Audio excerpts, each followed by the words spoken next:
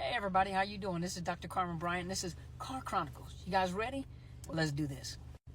You know, we've said over and over again, those of you that have been through narcissist abuse, when you finally tell the truth, you're going to have people coming out of the woodworks to tell you that you're lying. And you know that you've lived the truth. You're going to have flying monkeys. You're going to have people that don't even know who you are that are telling you that you're lying. That's why there are so many people that have been through narcissist abuse that don't want to tell the story. And when you start telling the story, or you start telling your experience, not from a broken place, but from a place of healing, or from a place, you know, it's not to attack the narcissist, but to tell your story so that other people can learn from your story. Other people can, you know, glean from your story, and to know that they're not alone, that they're not the only ones that have been through something like this. And I said that because, as you guys know, I'm not going to say her name right now, you know, because I normally I don't say names. I don't, you know, post names or anything like that. But you will know what I'm talking about when I say this. It was a young lady that has posted her story, and it's like a Netflix series. And when I'm telling you, like, we all into this. And I think a lot of people were saying Tyler Perry need to pick this up, Netflix need to pick this up, or something. And it's becoming harder and harder for narcissists to hide in plain sight. You know, and she's telling her story. She told her story. I'm not even finished with the whole story yet. But, you know, she's telling her story. And the sad part about it is that there are people that don't even know her that are calling her a liar. There are people that don't even know her that have something negative to say. They're making comments about her parents or her size or whatever, which has nothing to do with the abuse that she went through. And not only is the abuse that she went through, it opened up the doors for the other women that were involved with this atrocity, this moving tragedy, to come out and tell their truth. And you can see in the faces of these women that they are so hurt, and they're vulnerable and bold enough to come out and tell their story. And I said that to say that is what you have to expect. You have to be bold enough to tell your story, but you have to be bold enough to know that, number one, there are people out there just like the narcissist that are going to argue with you because there are similar traits in those individuals that have something negative to say.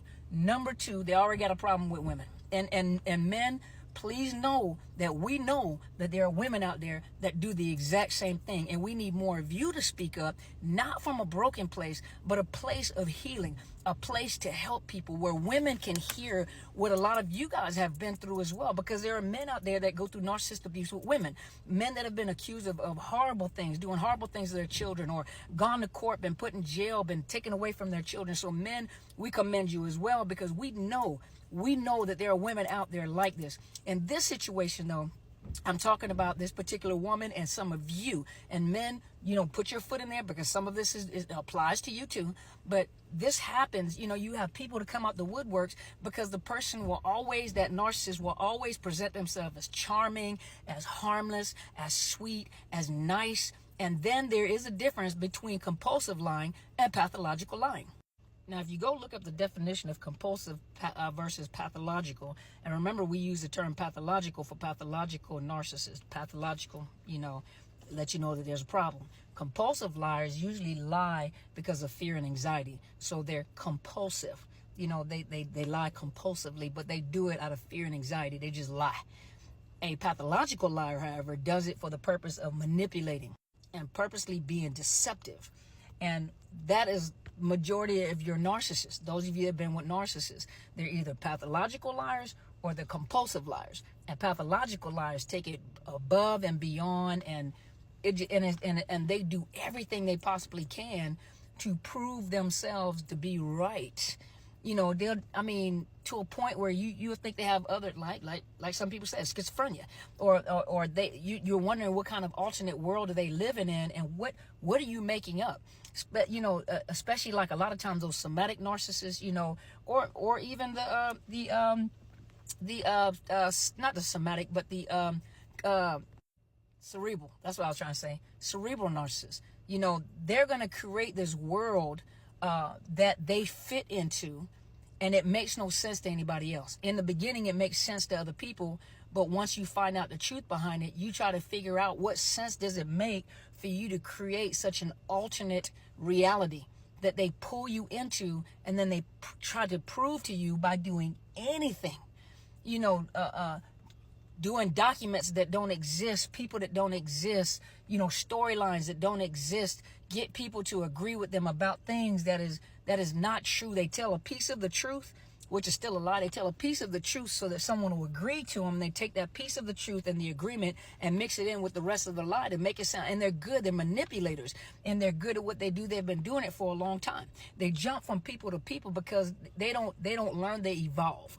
They're like a chameleon. They blend in with everything, or they take upon other people's lives and make it their own lives. So like I told you guys before, whenever a narcissist meets a new supply, 9 times out of 10, who you're meeting is, not 9 times out of 10, but the person that you're meeting is actually the old supply, or the old supply. They take those qualities, or they take those good qualities that they like, and they apply it to themselves and present you with that old supply. And that's how they bait you. So a lot of you who are angry with the old supply, there are attributes of that old supply that you really like. And that's what they presented to you. That was the bait to pull you in. It isn't until they get to know you that they start mirroring you. Then you start falling in love with your own self. So those of you that beat yourself up, you really do care about yourself. You really do like yourself because they're bringing you back to yourself. They're mirroring you. And it's when the mask falls is when you discover things about them. And I really commend this young lady. I really commend her. Y'all let her know that I said I commend her. Some of you guys know exactly who I'm talking about. I usually don't say names or anything like that. I have to think about it before I use names. But I really, really commend this lady from coming out and telling her truth. And from this community and this tribe, and I know a lot of you know what I'm talking about, from this tribe, we want to send out a shout out to this young lady because she did that. She told that story. And I am so glad because she is so in detail with it. She's so in detail with it that makes you, it like I said, it's getting harder and harder for narcissists to hide in plain sight.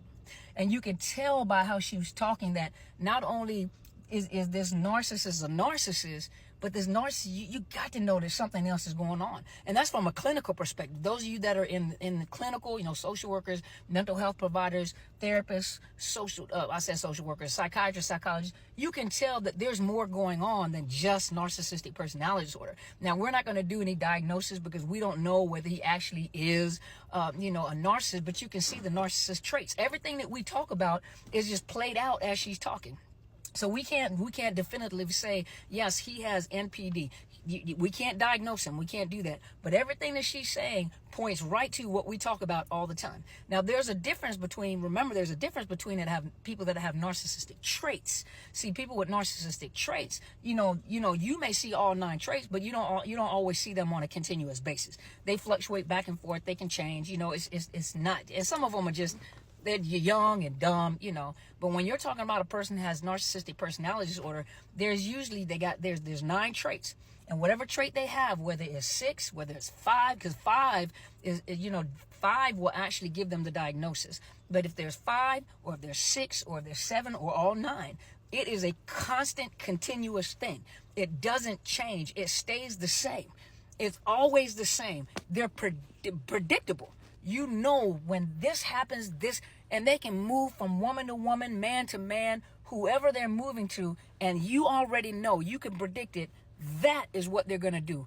This is how they're going to act. Some of their friends even laugh and joke with them like, a tiger don't change his stripes. You are who you are. You've been the same way for years. And they'll argue back, no, because you don't know me. You don't know me. I've changed and you don't know me. And you're thinking to yourself, you ain't changed. Only thing you change is your playground, and the only thing you've changed is your partner. Other than that, your traits have not changed. You are still exactly the same person you were 500 years ago. You're the same person when Moses walked and came out of Egypt. You're still the same person. And like I said, I commend this young woman for coming out there and telling her story. Girl, I'm all into the story, honey. It's like a soap opera. Tyler Perry need to pick that up as a movie. I'm telling you, that would be a movie right there. Girl, you're going to make it big. You're going to make that. And I'm so glad that she told her truth, because I'm telling you guys, some of you need to tell your truth. And like I said, when you go tell your truth, don't tell your truth from a position of anger. Don't tell your truth from a position of, trying to get back at that person, because you can get sued, but don't tell your story from a place of revenge, because you have to remember people are listening to you, people are watching you. You have to do it from a place of healing because people need to hear so they can heal.